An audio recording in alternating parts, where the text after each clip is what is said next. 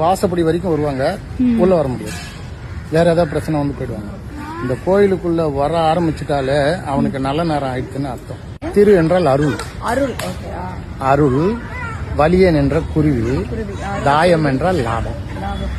அதனால திரு வலி தாயம். இந்த கோவிலை யார் வணங்கினாலும் அவர்களுடைய சாப விமர்சனம். இது சாப விமர்சனம் போற கோயில். எத்தனை கோயிலுக்கு போனீங்கனாலும் அங்க பரிகாரம் பண்ணணும். இங்க பரிகாரமே பண்ண வேண்டாம், இங்க வந்துட்டு போனா போதும்.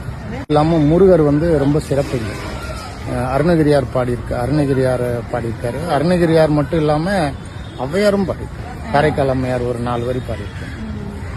அகவல், திரு அகவல் சொல்லுவாங்க தெரியுங்களா, அது மாதிரி அம்மையாரும் பாடியிருக்காங்க. அப்புறம் வள்ளல் பெருமான் பாடியிருக்காரு, பட்டினத்தார் பாடியிருக்காரு, கிருபானந்த வாரியார் பாடியிருக்காரு. பெரிய அருளாளர் இந்த கோவில்.